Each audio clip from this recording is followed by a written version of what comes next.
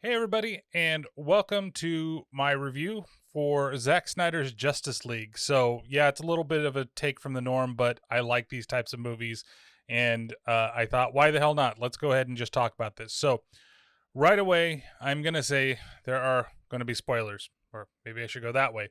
I don't know, whichever way it's going to come in, because I feel like this is one of those things that you kind of have to talk about, and you have to talk about comparisons. And I'm going to say this right now. It's been a while since I've seen the original Justice League movie. I recognized a lot of the changes, and there are quite a few, including a new epilogue and a couple of extra key scenes and the way everything is structured.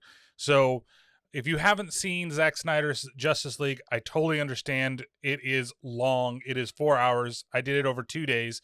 Watched it on Friday, then I watched it and actually just finished it about 15, 20 minutes ago. So I thought that I'd come over here and talk about it and actually kind of give just thoughts and recommendations, see if you might like some of the stuff that's going on. Um, and so, they're both available on HBO Max. If you have HBO Max, I don't know if the first one's necessarily worth the watch. It's okay. I went to look back and see if I actually even did a review on it, and surprisingly enough, I wasn't really doing these video reviews when we saw it. I looked back at my personal channel, where there's just a lot more music content that's up there, and some of the reviews that I did were on that channel. So if you haven't gone over and checked out Toolbert, spelt the right way, Tolbert. There are some older reviews. Some of them I moved over here, but a lot of them are just there because I didn't want to move everything. Um, and I don't have a review for the original. So the original, I'm gonna say it straight up, I did not like very much. I thought that Ezra Miller was great as the Flash. I still think that Batman is okay. Ben Affleck is not the best Batman, but I think he's better than people give him credit for because people were just so into the Christian Bale Batman. People have this absolute love for Michael Keaton's Batman, which I'm not saying that it's bad. It's not my favorite. I'm actually a Christian Bale guy. But I think Ben Affleck is better than both Val Kilmer and George Clooney. So, hey, there we go. Controversial opinion. I don't know. But it just didn't hit the right notes. They tried to do too much with humor, and they though I missed that one part of the epilogue in this one that was in the first one, that was a hidden scene where the Flash and Superman had their race. I thought that was really good, but you could tell that the way that they were doing the original one, it wasn't going to be set up for a sequel. Like it could have a sequel, but it could be its own movie. Whereas Zack Snyder's film, how he's put it together, it's definitely set up for even more, like, Justice League adventures, all the way going into basically kind of, I don't want to say it's Injustice area, but he's mixing Injustice with something else. And you can kind of get that, just in the epilogue of this film. So what were the goods, I guess, about the original version? The goods were that actually, even though there was a lot of humor in it, the humor kind of was warranted. It gave you a little more on Aquaman than I'd say this version does.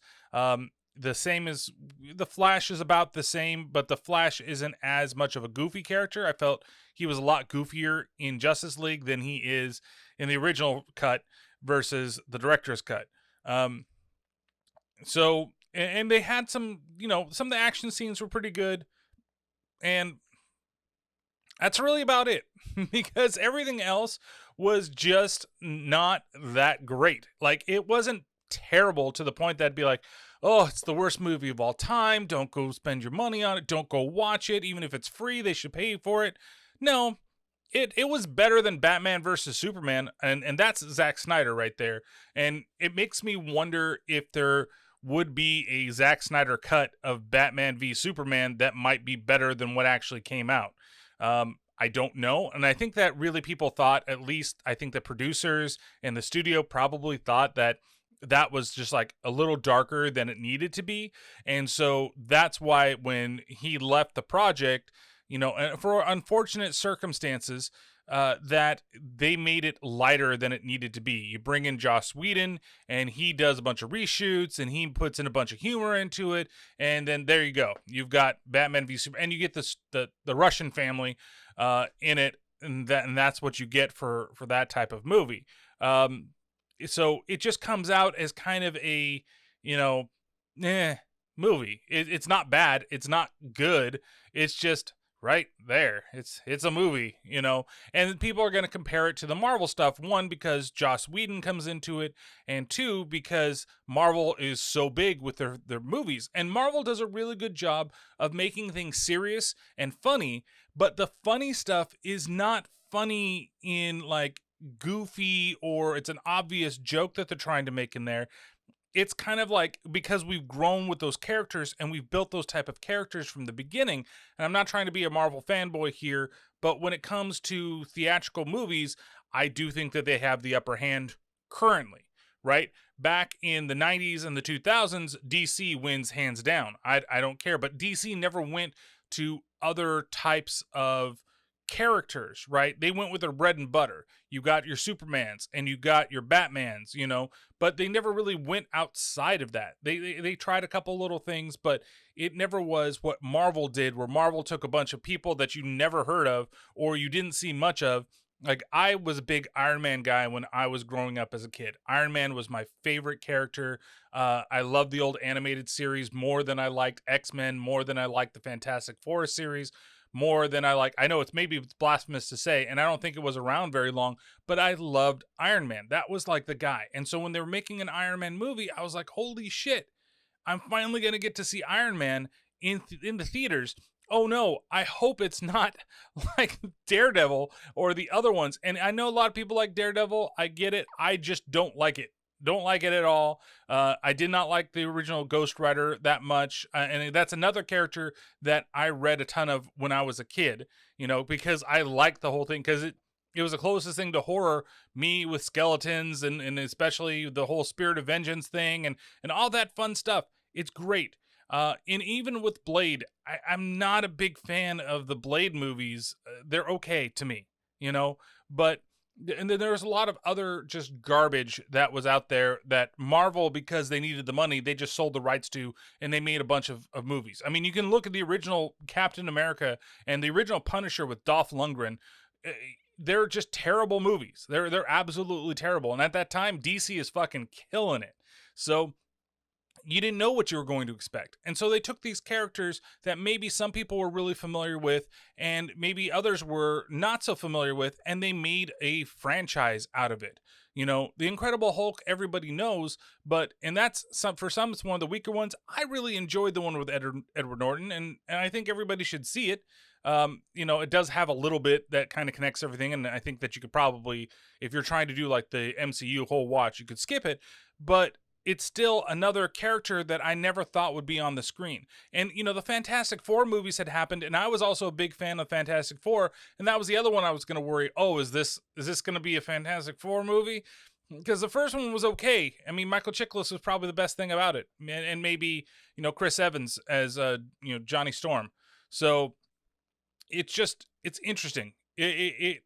I just didn't know what to expect, but then all of a sudden they got the rights back. They made the movies how that they want to make the movies, and we got a really good set of films because they're movies that are being done by the lovers of the comics. And I really feel that Zack Snyder is that type of guy, but he also has some things that he does that it's cool in some things, like in 300. It's really cool the way that he does a lot of the stuff, and I love 300 unabashedly. And I really like The Watchmen. I do. I'm probably in that minority that really, really enjoys it, is okay with the changes that were made, and the fact that, a lot of it does look like the comic book and looks like it's coming out of the pages is great. I know that it's also a long movie, and I know that it's hard to make that comic into a actual movie. So, and Sucker Punch is one of those films where I think aesthetically it's great, but it's just weak overall, right? And I am actually, after seeing this, I'm actually excited to see what his next movie is. But again, from the moment that you start this, it's like, okay, here's all the Zack Snyderisms that are going to happen. Here's the overuse of slow-mo. Here is these, we're focusing on specific areas within the character. But what I can say is that this film is a vast improvement over the original film. And I only went into this, I tried to go into this movie being like, you know what? I haven't seen the original in a while.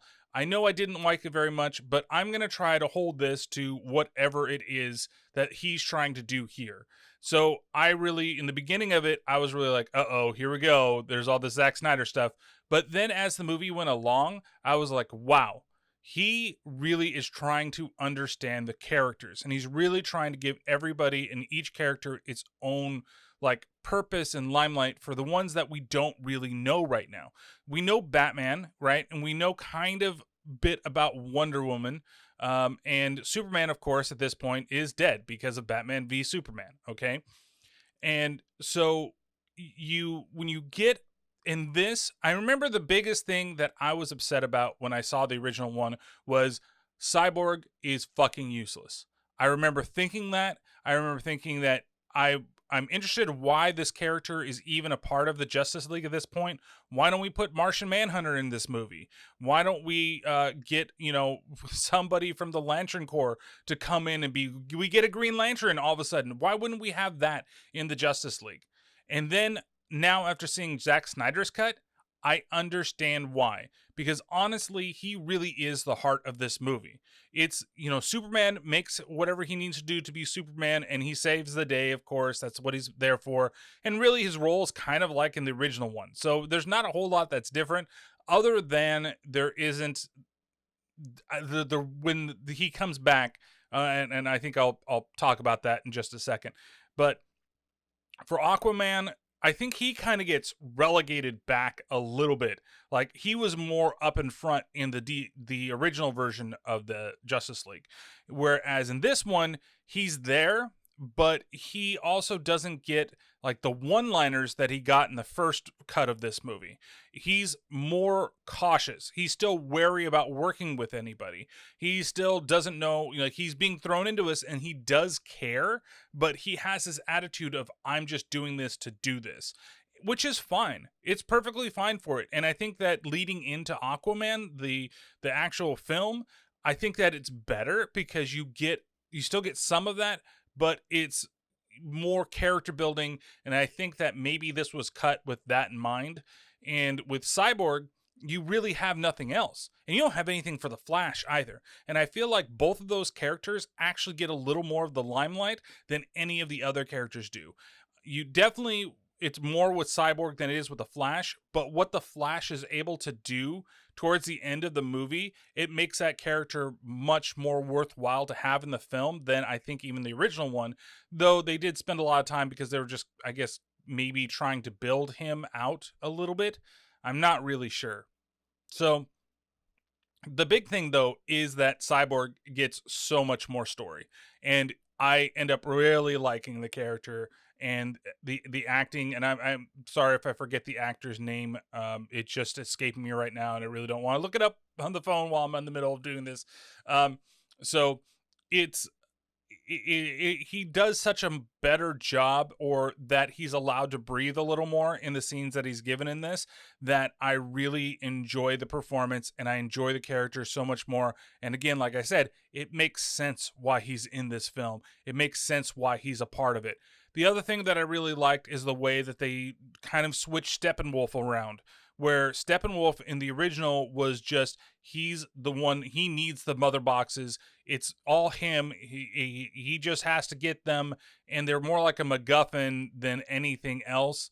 Even though they do something, and they do something similar in this, but instead what you get is that Steppenwolf is now, he's trying to get back in Darkseid's good favors.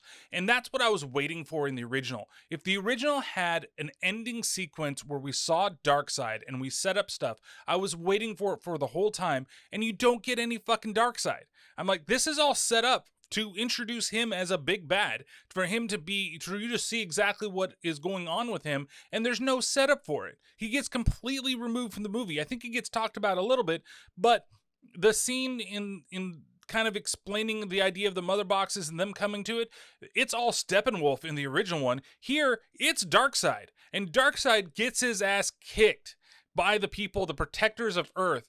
and it's such a good sequence, and it makes more sense, and it makes more sense why Steppenwolf's doing what he's doing, and you get to see Desaad, and you get to actually have those scenes with him and Steppenwolf where he's manipulating Steppenwolf, and at the same time Steppenwolf's just okay with whatever's doing. He's like, yeah, that means I'll get back in the good graces of Darkseid and everything's gonna be great, and I really like that. It's perfect. It's what I was expecting from the original movie.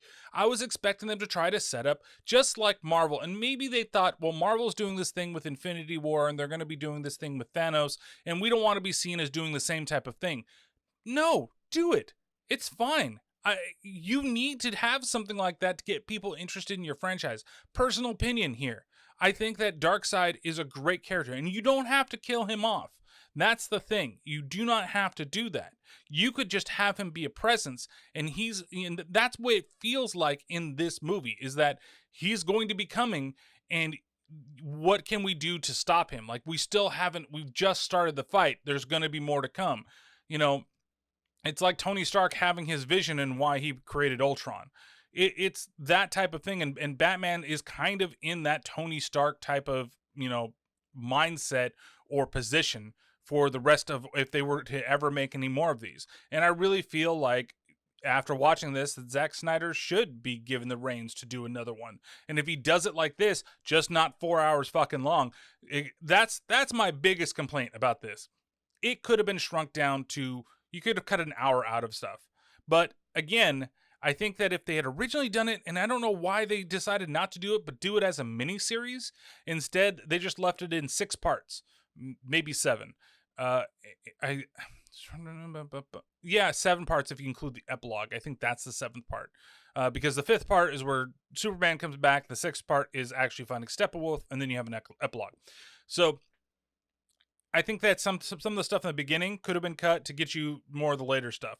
But again, like thinking about it, there is still, it gives every character their own time in the spotlight. And again, like this one, I really think it's only Aquaman that kind of gets the shaft.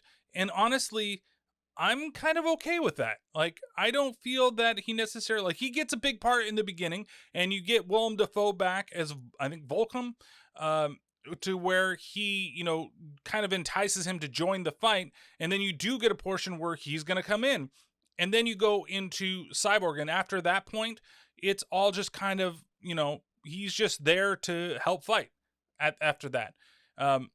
I kind of like the way they introduced Barry Allen in this one. I don't remember how he got introduced in the first one, but that scene is really fucking cool with the car crash. Absolutely. Everything with the Speed Force and the way they did the Speed Force, even in the original, I thought it was really good. In here, I think it's way better. I think that actually having him be a big portion of what's happening at the end of the movie is really great. The other thing I really like, which is, it would be a major spoiler, is how they bring Superman back and how they get Superman's brain to work. Right. So after they actually resurrect him, which is very similar to the original film, and he goes crazy because, he doesn't have his memories and he sees people as a threat and he starts attacking everything. In the original, Batman says, I have a backup plan. I have a way to help this in case something bad goes happen. I know what it is. And his backup plan was Lois Lane. Okay. It's really fucking cheesy. It's kind of, I was like, grown, But here they set it up in the beginning that Lois is constantly visiting the memorial site to where the cops know her, and she's bringing back coffee all the time, and she's just sulking and she can't deal with it. And then you get a scene with him, or with Lois and Martha, and come to find out that it's not Martha, it's actually the Martian Manhunter, and he sets everything in motion for her to kind of try to live as herself.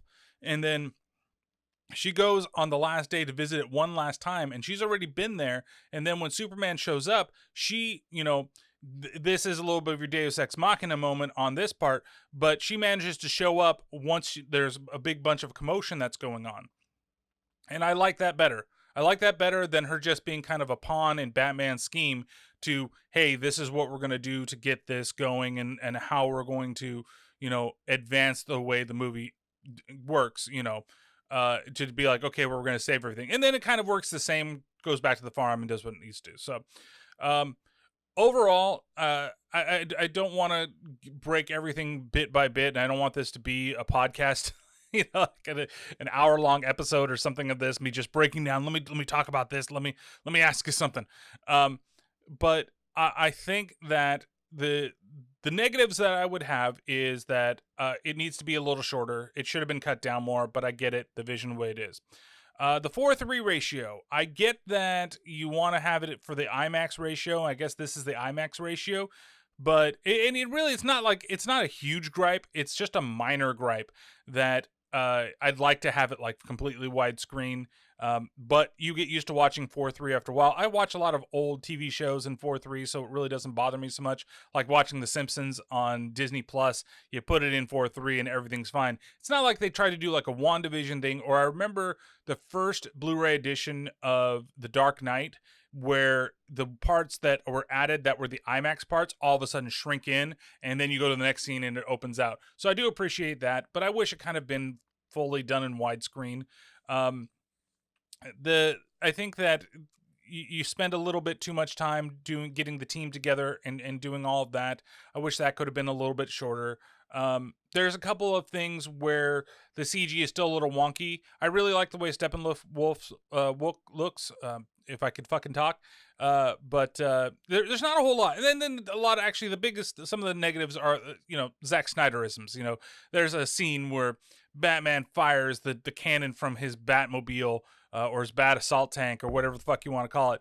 And Wonder Woman's up there, and it's like slow motion. You see the thing drop, and then it comes down, and then before it comes down, Wonder Woman's done all her shit.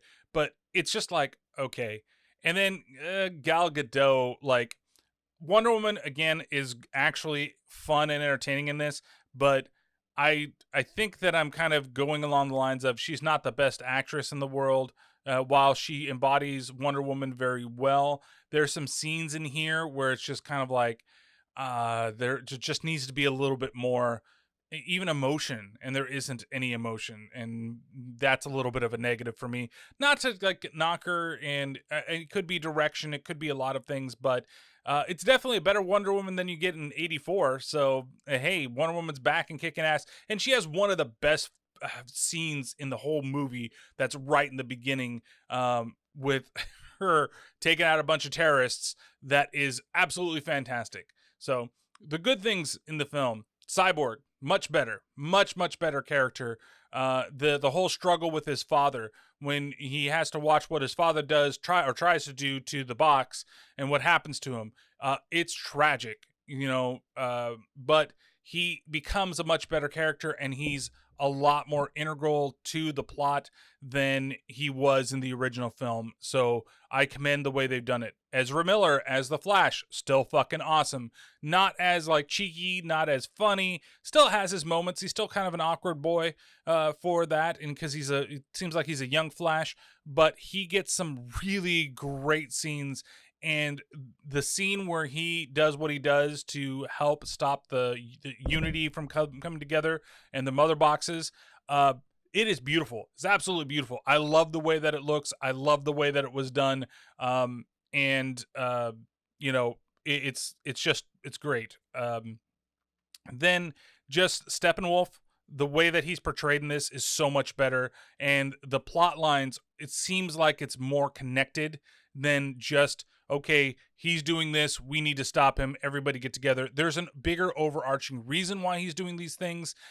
There's the great scene where he fights the Amazons. It's really, really good. Even the scene underwater where he fights the Atlanteans to get their box, it's really good. It's just overall, like, it makes him so much more of a better villain than it did in the original. And that is really weird, and I think that is really hard to do, because it's not like it's that much different, right? It's just motivation and some extra little scenes here. Also, I'm surprised this movie's rated R, and it's rated R for a couple of choice words and for the violence. It worked out. It worked out really, really well. I didn't think it was over the top. I think there's a couple of shots that I was like, there's one where Parademon gets impaled, and I'm like, did you really need to do that? It's silly because he's being thrown off the Batmobile, and Batman just knows where a spike is. Um, and so it's cheesy in that regard, but overall, it's it works, and it doesn't feel like it's excessive. It adds weight to the villains when they're a little more violent than they normally are, and some of it really happens with the Amazonians, and it's crazy because those are supposed to be some of the strongest people on the planet in the DC universe, and they are just getting their asses handed to directly by Steppenwolf, and so you really feel the weight of that power that's there from this character. So that's really well done. And overall, I mean, I think I have to commend Zack Snyder for really getting his vision across in this, and what a difference of a movie. Like it's one thing when I think a director goes like, you look what I would compare this to, and I'm not saying that Superman 2 is a bad movie, but the Richard Donner cut of Superman 2 is better than, in my opinion, than Superman 2.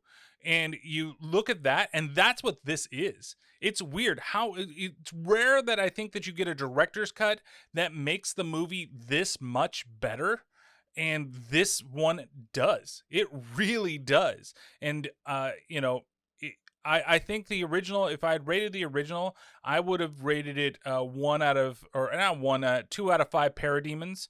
And this one, I'm gonna say this, I think that it gets a 4 out of 5 parademons. I think that it really does do better than what I think, but I think that maybe it might be actually like a 3.5. But because after I saw it that I was still so excited about it, I'm going to leave it at a 4 out of 5. I kept thinking in my head, does it belong in the 3 out of 5, or does the 4 out of 5, or do you want to do a 3.5?